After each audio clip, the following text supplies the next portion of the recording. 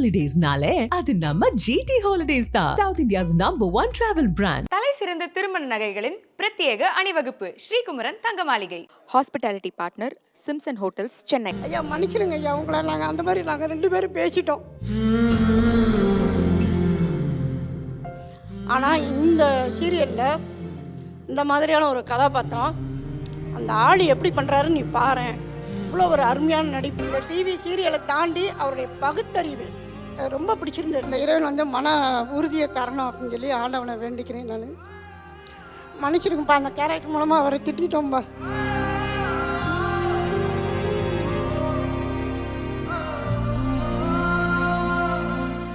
அனைவருக்கும் வணக்கம்.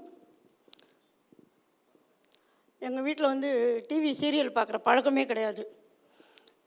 கடந்த 20 வருஷம் அதுக்கு முன்னாலேருந்தே வந்து செய்திகள் பார்ப்போம், இல்லை நகைச்சுவை, இல்லை பாடல்கள், சினிமா கூட பார்க்க மாட்டோம் அந்த மாதிரி. ஆனால் ஒரு 7 மாதங்களுக்கு முன்னால் என்னுடைய மதுரையிலேருந்து என்னுடைய ஃப்ரெண்டு ஒருத்தர் ஃபோன் பண்ணி, அனிஷா நீ என்ன பார்க்குறியோ இல்லையோ ஆனால் எதிர்நீச்சல் சீரியல் பாரு. ஆமாம்பா, நான் கூட கேள்விப்பட்டேன், ஏதோ பெண் அடிமைத்தனம் பற்றி அந்த நாடகம் பேசுடு அப்படின்னு. அதெல்லாம் நிறைய நீ பார்த்துருப்ப, கேள்விப்பட்டிருப்ப, எல்லாம் பண்ணியிருப்ப. ஆனால் இந்த சீரியலில் இந்த மாதிரியான ஒரு கதாபாத்திரம் அந்த ஆள் எப்படி பண்ணுறாருன்னு நீ பாரு.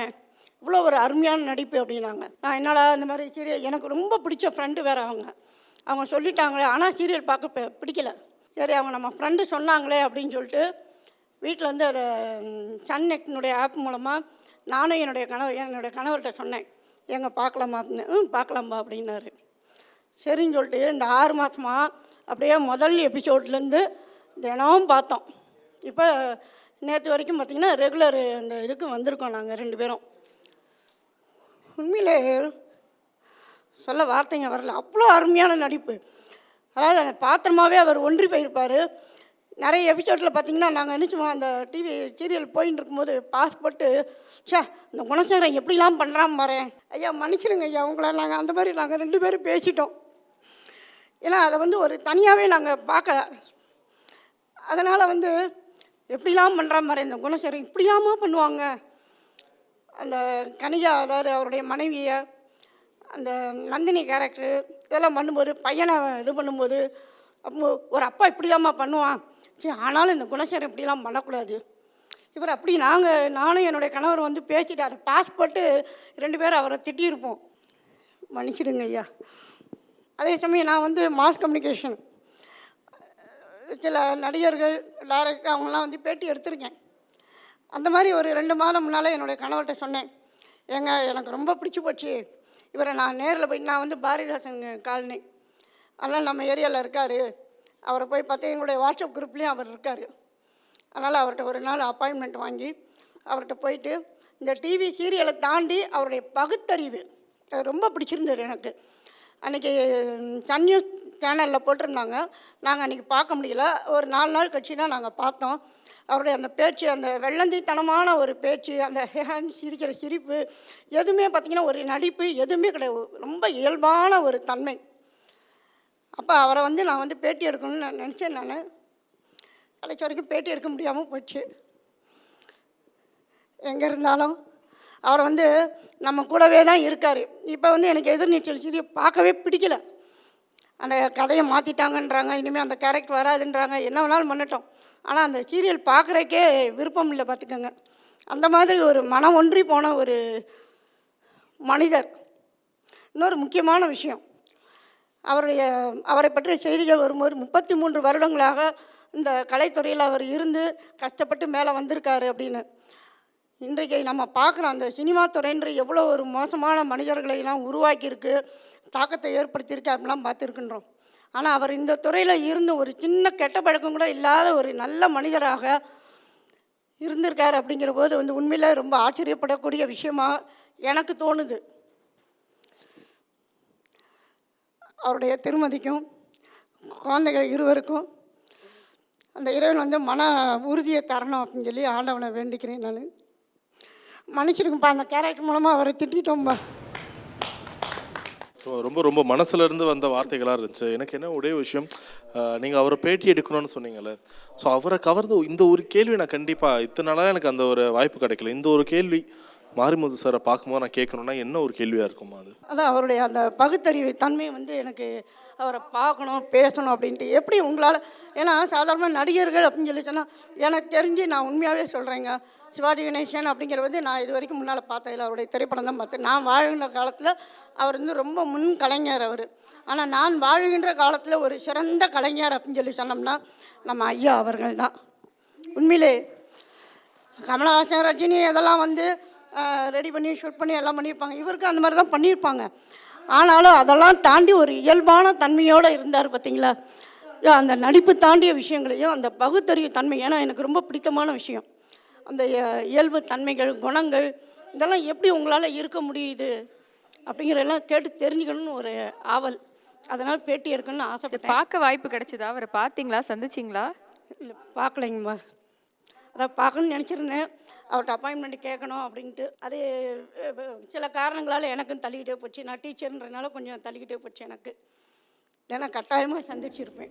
அவரே சொல்லியிருக்காரு, அந்த சாமியார்களை அதை எதிர்த்து பேசுனதுனால தான் அதான் கொன்னுடுச்சு அண்ணனை அப்படிங்கிறாரு. இதெல்லாம் வந்து எங்களுக்கு வந்து ரொம்ப மனசு ஹர்ட் பண்ணுது. அந்த மாதிரி ஒரு இதெல்லாம் பண்ணக்கூடாது. மீடியா மூலம் சொல்லுங்கள், இல்லை நான் டைரெக்டாகவே வந்து அவரை அப்ரோச் பண்ணுறதுக்குரிய வேணால் என்ன நான் சொல்கிறேன். இன்றைக்கி நானும் சாமி இல்லைன்னு சொல்கிறேன். என்ன வேணால் என்னை கொல்ல சொல்லுங்கள், நான் ஏற்றுக்கிறேன். அதுக்கு பிறகு அவர் பயில்வான் ரங்கநாதன் அது ஓப்பனாக சொல்கிறாரு. அதெல்லாம் வந்து நீங்கள் மீடியா மூலம் அவர் சொல்லுங்கள். இல்லைன்னா நாங்கள் டைரெக்டாக அப்ரோச் பண்ணுறதுக்கு எங்களுக்கு எந்த விதமான ஒரு பயமும் கிடையாது. அண்ணனை பற்றி இறந்தவரை ஒரு பேசுகிற ஒரு மரியாதை வந்து ஒரு ஒரு கலைஞனுக்கு இருக்கும். அவரும் ஒரு கலைஞன் தான், இருக்கக்கூடாது. உயிரோடு இருக்கிறவரோடு மோதி பாருங்கள், செஞ்சு பாருங்கள். ஆனால் இறந்தவரை போயிட்டு அந்த சாமியாரை எதிர்த்து பேசுனதுனால தான் அந்த சாமி வந்து கொன்னுருச்சு அப்படின்னு சொன்னால், இப்போ நானும் சொல்கிறேன், சாமி இல்லை, நான் ஒத்துக்க மாட்டேன். சாமிங்கிறது கிடையாது, நான் ஒத்துக்கல. அதுக்கு ஒரு சின்ன எடுத்துக்காட்டே நான் சொல்கிறேன். ஒரே தெருவில் 5 பெருமாள் கோயில் இருக்கும். ஒரு பெருமாள் கோயிலில் மட்டும் கூட்டம் அதிகமாக இருக்கும். ஏன்னு கேட்டால் மிச்சம் அந்த பெருமாளுக்கு மட்டும் பவர் அதிகம்பாங்க. மிச்சம் 4 பெருமாள் அப்போ பெருமாள் இல்லையா? ஏன் அவருக்கு மட்டும்தான் பெருமாளா? அப்போ அங்கே எங்கே சாமி எங்கே இருக்குது? ஸோ இதனால் அதே சாமி என்னை கொல்லட்டும். கொண்டா நான் ஒரு சொல்கிறார்ல பயில்வான் ரங்கநாதன் சொல்கிறேன், நான் ஒத்துக்கிறேன். பட் அந்த மாதிரி ஒரு கலைஞன் அப்படி பேசக்கூடாது. தான் வருமானத்துக்காக வேண்டி அந்த மாதிரி ஒரு வார்த்தையை அவர் பயன்படுத்துறது இந்த சபை மூலம் நான் வந்து ஒரு ஒரு எதிர்ப்பாக தெரிவிக்கிறேன். நீங்கள் உங்களோட யூடியூப்பில் சப்போஸ் அப்லோட் பண்ணுங்க. ஏன்னா அவர் இறந்த பிறகு அவரை பற்றி கான்ட்ரவர்சி பண்ணுறது சொன்ன மாதிரி வந்து அவருக்கு தான் வந்து அதில் நம்பிக்கை இல்லைன்னு யாரையும் போகக்கூடாதுலாம் அவர் சொல்லலை. அது மாதிரி அவங்க வீட்டில் பெரிய ஒரு பூஜை அறையா இருக்கு. அதுதான் சொல்கிறேன், அவருக்கு அது உடன்பாடு இல்லை. அதனால இப்போ நான் சாமி போகிறேன்னா என்னை கும்பிடக்கூடாது அப்படின்லாம் சொல்ல மாட்டேன். எங்கள் வீட்டில் வந்து பெரிய பூஜை அறையே இருக்கு. அதனால இப்படி சொல்கிறதும் தவறு. இன்னொரு உதாரணம் சொல்ல போனால் மயில் சேமி அண்ணன், திரு மயில் சேமி அண்ணன் அன்னைக்கு ஃபுல்லாக சிவன் கோயிலில் தான் இருந்தார். சிவன் கோயிலில் இருந்துட்டு காலைல வந்து இதாகிடுச்சு. அதனால நம்ம அதுக்கும் நம்ம முடிச்சு போடக்கூடாது. அவங்களோட இது அது அப்படி நடந்து போச்சு. அதனால் இதுக்கும் எந்த சம்மந்தமும் இல்லை. சாமியை நம்புறது அவங்கவுங்களோட விருப்பம். அதனால வந்து அவர் வீட்டிலோட என்ட்ரன்ஸில் வெளியே பார்த்தாலேவும் ஒரு விநாயகர் படம் இருக்கும், இன்னும் இருக்குது. அதெல்லாம் வந்து அவர் அண்ணன் வந்து எந்த இதுலேயும் அவருக்கு சாமி இல்லை, அவர் தான். அவங்க பையனுக்கு இருக்குது, இவங்களு அன்னிக்கு இருக்குது, என் பொண்ணுக்கு இருக்குது, எனக்கு இருக்குது, எல்லாத்துக்கும் இருக்குது. ஏன்னா எங்கள் அப்பா எங்கள் அம்மா எல்லாம் அது மாதிரி வளர்த்தாங்க. பட் அவருக்கு அந்த சாமிங்கிறது இல்லை. அதுக்காக வேண்டி அதை வந்து கான்ட்ரவர்சியாக பண்ணுறது வந்து எங்களுக்கு விருப்பம் இல்லாத ஒரு விஷயம். இதை வந்து உங்களுடைய ரெக்வஸ்ட்டாக சொல்லி நீங்கள் அதை வந்து இது பண்ணுங்கள். நீங்கள் கேட்ட மாதிரி ரூமர்ஸ்க்கு எண்டு போடணும் அப்படின்னா ஐ எம் ஹாப்பி தட் அந்த கடைசி எபிசோடு தமிழால் நடந்தது. ஏன்னா வந்துட்டு I still stand by what அப்பா டோல்ட். ஏன்னா வந்துட்டு அதனால தான் இது நடந்துச்சு அப்படின்றது வந்துட்டு திரும்ப ஒரு முட்டாள்தனத்தோட உச்சம்தான். ஏன்னா வந்துட்டு அவர் சொன்ன ஒவ்வொரு வார்த்தையும் உண்மை. அதை என்றைக்குமே நாங்கள் திரும்ப எடுக்க போகிறது கிடையாது. இல்லை வந்துட்டு அதனால இது நடந்துருச்சு மன்னிச்சுக்கோங்கன்ற வார்த்தை என் வாயிலேருந்து வராது. இல்லை வந்துட்டு கண்டிப்பாக that is not it is. And இது சம்மந்தமாக வந்துட்டு இதனால தான் நடந்துச்சு அப்படின்னா அதுக்கான விவாதத்துக்கு அப்பா இல்லாமல் நான் போகிறதுக்கு நான் தயார். அண்ணனுடைய ஃபேமிலியை பற்றி இனிமேலும் வந்து ஒரு தப்பான உண்மைக்கு புறம்பான கருத்தை யாரும் போடாதீங்க தயவுசெய்து. அண்ணன் வீட்டில் ஆவி இருக்குது, அந்த வீட்டில் இது இருக்குது, அது போயிடுச்சு இது போயிடுச்சுன்னு சொல்லி ரொம்ப போடுறாங்க. அது வந்து அண்ணனுடைய எங்களையும் பாதிக்குது, அண்ணனுடைய ஆத்மாவையும் பாதிக்கும். ஏதோ ஒரு இடத்துல காட்டில் ஒரு இன்கம்ப்ளீட்டடு ஒரு ஹாலோ பிளாக் வீட்டை காட்டிட்டு இது அண்ணன் வீடு, இதுக்குள்ளே ஆவி இருக்குதுன்னு சொல்லி ஒரு மீடியாக்காரங்க போடுறாங்க. ப்ளஸ்ஸு ஒரு அண்ணன் வந்து 4 நாளைக்கு ஒரு வாரத்துக்கு முன்னாடி அண்ணன் ஒரு நாய் வளர்த்தாரு, அந்த நாய் செத்து போயிடுது, அதே ஒரு சிம்பாலிக்கு அப்படிங்கிறாங்க. அண்ணன் வந்து பெட் அனிமல்ஸ்னாலே அண்ணனுக்கு பிடிக்காது. ஊரில் ஈவன் படிக்கையிலே பிடிக்காது, அது இங்கே வச்சுக்க மாட்டார். அதையும் இருக்குது, நிறையா இருக்குது. இது கலாட்டா மீடியா மூலம் சொல்கிறேன். இதை நீங்கள் அட்லீஸ்ட்டு உங்களுடைய இது மூலம் அப்லோட் பண்ணி அதை கொஞ்சம் ஸ்டாப் பண்ணுறதுக்கு பாருங்கள். சின்ன வயசில் வந்து அண்ணன் வந்து இப்போ எங்கள் ஊருக்கும் அவர் ஊருக்கும் ஒரு 30 கிலோமீட்டர் இருக்கும். ஸோ அவர் விடுமுறையில் வரும்போது எங்கள் வீட்டுக்கெலாம் வருவாராம்.